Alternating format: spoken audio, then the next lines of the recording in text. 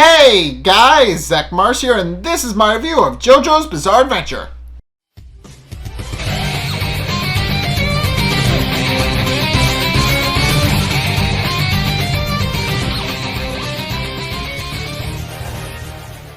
Okay, so this episode actually showcases the end of the fight against Illuso and his stand man, the Mirror, and it's kind of an interesting way of how all of their abilities actually wind up coming together. So it starts off with Illuso actually about to beat Fugo for being defiant and not telling him what they're looking for, where it is.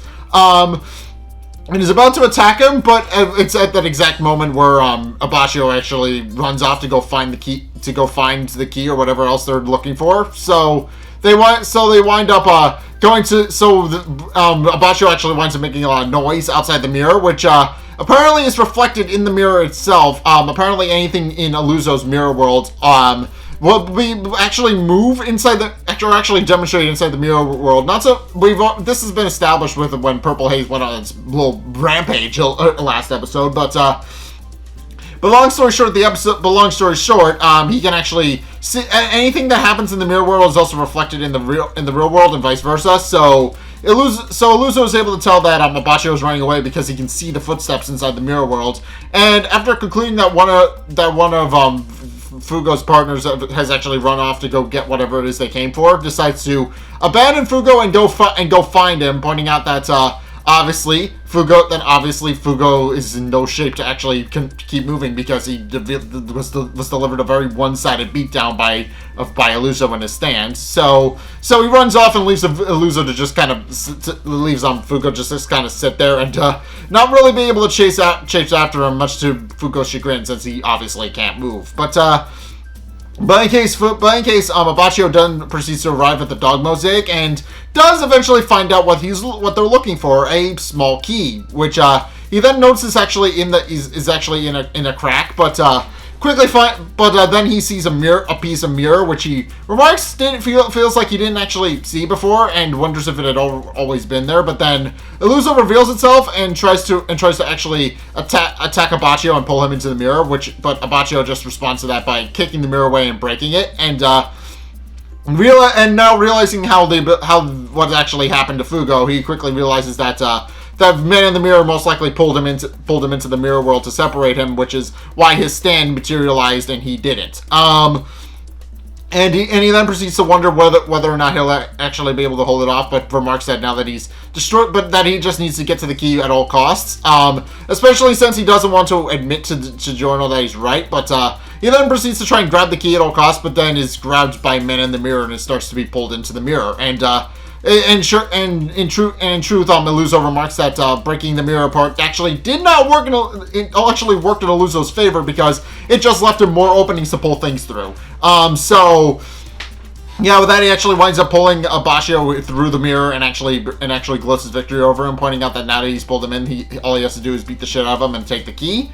Only for Abbacchio to unexpectedly be able to grab Man the Mirror, which Illuso remarks shouldn't be possible, and is a little confused as to how that could actually happen, since as he remarks, only a stand should be able to grab another stand. At which point it is revealed, and after Illuso gets a little closer look at Abbacchio's face, he realizes that this is actually the case. That Abbacchio explains that being pulled into the mirror, that breaking the mirror actually did not work in Illuso's favor, because it meant that it had a bunch of odd angles through which Illuso couldn't actually see, and more accurately, couldn't see who he was actually pulling through the mirror. And then it's revealed that Abbacchio had actually used his rewind ability to copy his own appearance so that he could trick Illuso into pulling Moody Blues through the mirror, and it works. And with that, Moody Blues then proceeds to deliver a smackdown against Illuso, who Abbacchio remarks also after picking up the mirror and remarking that everything is reversed inside the mirror. Remarks that that's likely the reason that Illuso actually separates people from their stands is because, according to himself, Man in the Mirror is indeed not very strong, so it doesn't really stand much of a fighting chance against something like Moody Blues, who, mind you, isn't a combat oriented stand. it's an investigation-oriented stand. That is its main ability. So yeah, if Moody Blues is able to kick your ass, then that's a problem. But in case he continues to beat the shit out of Illuso and remarks that once he's defeated Illuso, he's going and kills him. He's going to take the key and return it to Giorno so that they can free Fugo and get back to Bruno with it. But then he notes that Illuso is actually crouching down, and Illuso even remarks that if Abbacchio knows why he's crouching down, and Abbacchio merely assumes that's because he wants Abbacchio to beat the shit out of him. But that is revealed that what Illuso was actually doing, which was using the various mirror shards on the floor to actually pull Abbacchio himself through so that he can actually attack him. And long story short, it does work. He winds up only but he also only winds up pulling half of Abbacchio through, pointing out that it would actually incapacitate him and make him unable to move, and also to make sure that his stand is no longer a threat, then pushes half of Moody Blues out. So the end result is that Moody Blues and Abbacchio wind up being Frankenstein together, which is a really cool visual, but also it also begs the question as to how that's actually supposed to work. But in case Abbacchio isn't really able to move because of this, and Illuso proceeds to actually beat the shit out of him, but Abbacchio merely remarks that he only needs to get the key because he's realizing now that Giorno is right, and his pride won't allow that, so he realizes he needs to actually get the key to get it back to Giorno so that they can actually kind of get it as far away from Illuso as possible, so he can't actually get to it. But Illuso quickly realizes that that's what he's doing and tries to force feed him a shard of glass, pointing out that all he needs to do is slit his throat, and then he'll actually be able to get the key unimpeded. But then notes that the key is actually missing and doesn't know where it's hidden. But obviously Illuso is very annoyed at Abbacchio because since he knows that he was the only one who could have actually taken it, and proceeds to point out that Abbacchio needs to give him back the key, pointing out that he's not going to stand for him hiding it, and that he'll actually that he will kill him if he has to. But Abbacchio hides the fact, but then Abbacchio actually winds up slitting his own wrist, and winds up cutting his hand off, which Illuso doesn't fully understand why he did that but realizes too late what Abbacchio is actually doing, which is that Abbacchio, despite being incapacitated because him and his stand are fused together, is able to actually still use Moody Blues' rewind ability, and also because everything is reflected in the mirror, he was able to cut off his stand's hand and then proceeds to rewind it.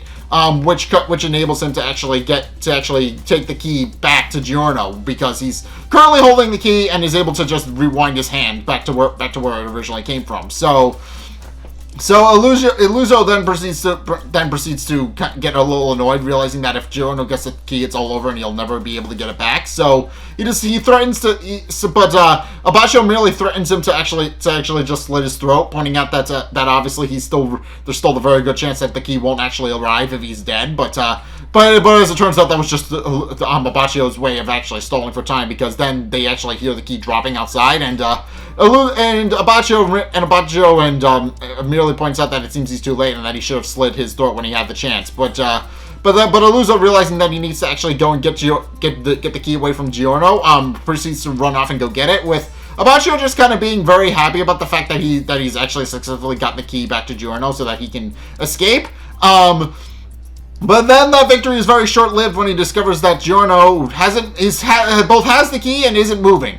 And Illuso even remarks that that's some ally he has, pointing out that obviously Giorno is just sitting there. He's not moving. He's just holding the key and staying very still.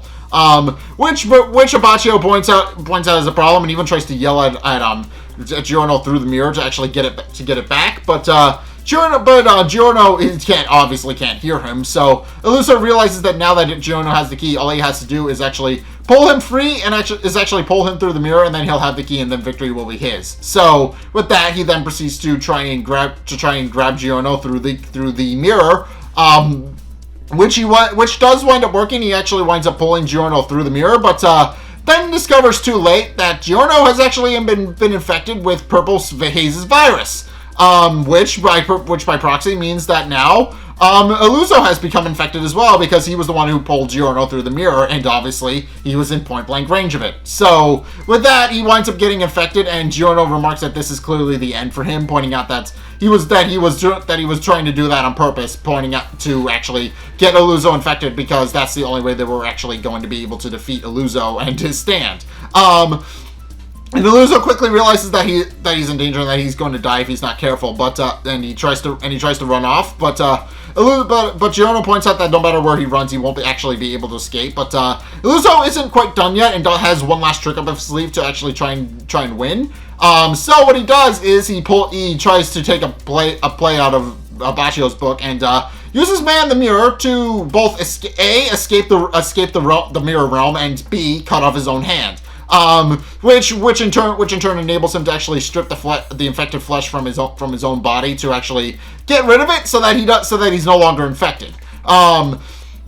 And while it does work, Giorno points out that that's actually in his favor, and that now that he's actually outside the mirror, he can use that to his advantage, and tells Fugo to summon Purple Haze again and get ready to fight against Illuso. But Fugo openly remarks that even though he wants to, he can't, since he actually can't see what's going on or where Illuso is. But Giorno points out that he actually thought of that ahead of time, and sure enough, inside the mirror worlds, a brick starts moving.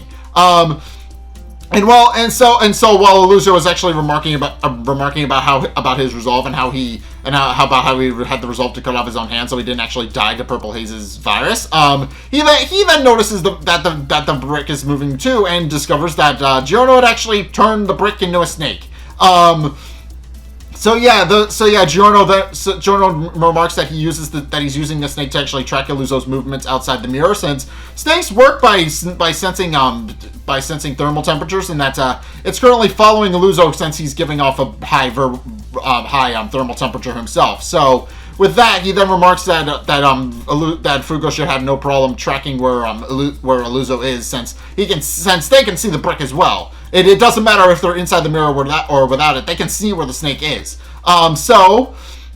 So with that, Fugo then proceeds to actually summon Purple Haze and proceeds to attack Illuso and pin him to a wall. And Illuso quickly realizes he's in danger and quickly realizes that if the virus infects him, it's game over. But he notices a shard of glass nearby and quickly realizes that he may have one last trick that he can use to actually defend himself. So he just summons Man in the Mirror and uses all the last of his strength to actually fend off Fugo's punch from Purple Haze. And while it works to an extent, it does work. It does hold off Purple Haze's fist, so that he can. And when Illuso remarks that now that he's actually successfully fended off Purple Haze's punch, he can now pull Purple Haze's arm into the mirror world so that it's no longer able to infect him. But realizes too late that in addition to being able to infect anything within punching distance, which again is a very dangerous ability, in addition to that, Purple Haze is able to freely fire off the virus capsules on its wrist and use them as basically aerosol canisters. Long story short, it fires it at the wall next to Illuso's head, and he winds up being infected by the virus anyway, despite his best efforts.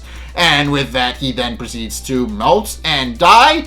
And as a result of that, all three of our heroes are actually released from the mirror world, since Illuso is now no longer able to actually sustain it because he's dead.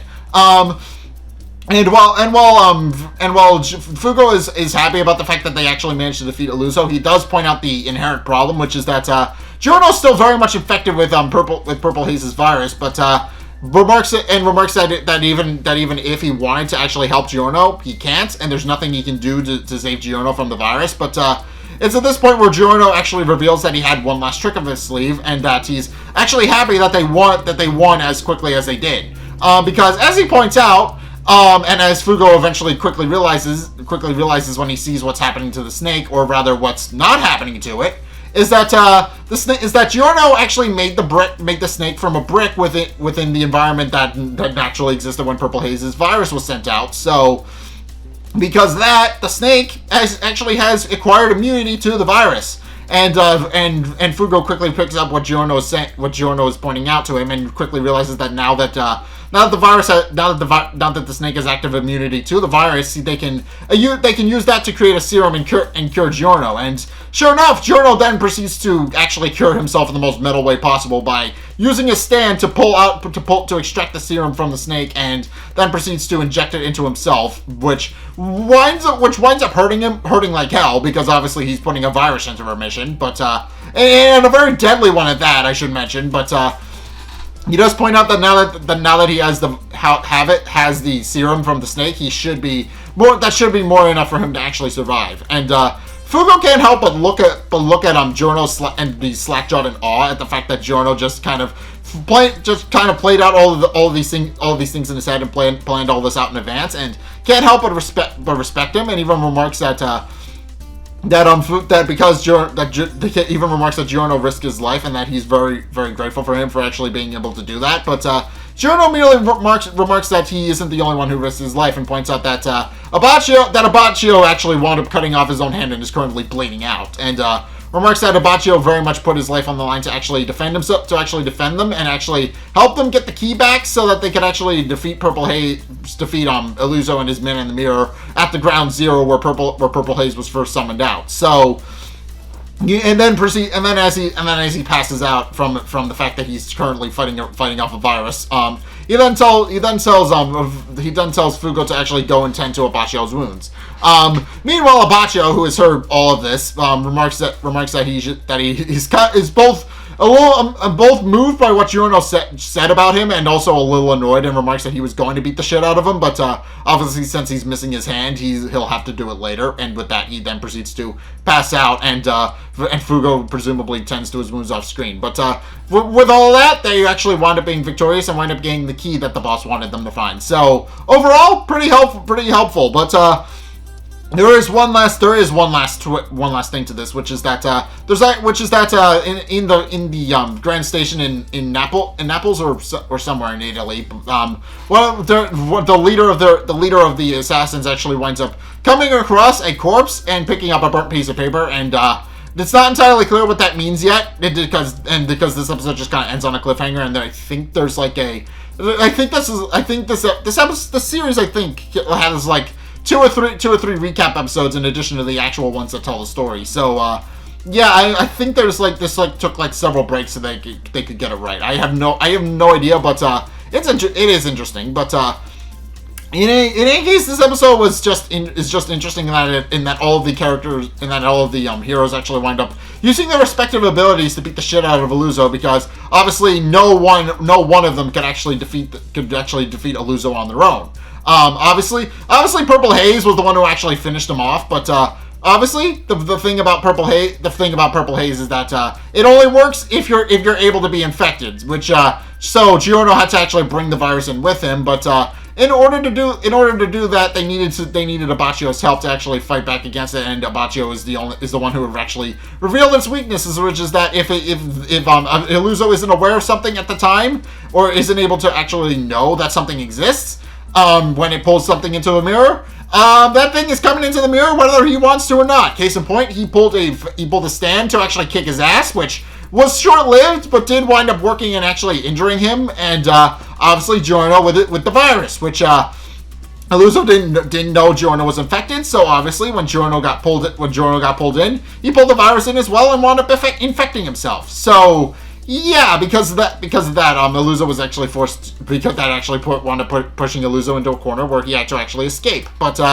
in any case, it just showcases that no one person was able to actually defeat Man in the Mirror, which begs the question as to whether or not this will actually happen again, because obviously there's still several other villains that they need to fight as well in the assassination group. So obviously they need to figure out how to defeat the other members of the Hitman team, and if they need multiple people to actually do it, then I am interested to see how this is actually going to work out for them. But in any case, that's my review of JoJo's Bizarre Adventure. What did you guys think? Let's get a discussion going in the comment section down below, or over on my Discord server, link in the description. Anyway, thank you guys so much for watching. If you enjoyed, be sure to like, comment, and subscribe. Also, be sure to follow me on Twitter in the description below. Be sure to check out my Patreon in the description below as well. It's only a couple bucks a month. It does really help me out. and you guys get access to a bunch of cool perks. I'm always saying thanks. So just be sure to go check those out. Link is down in the description. In any case, also be sure to just check out all the videos linked in the end screen. The top video is the most recent one, whereas the bottom video is based on what you've already seen. So if you want to see more content from me, then be sure to check both of those videos out. But regardless of whether or not you do any or all of those things, thank you guys so much for watching. And until next time, I'll see you guys in the next video. Peace!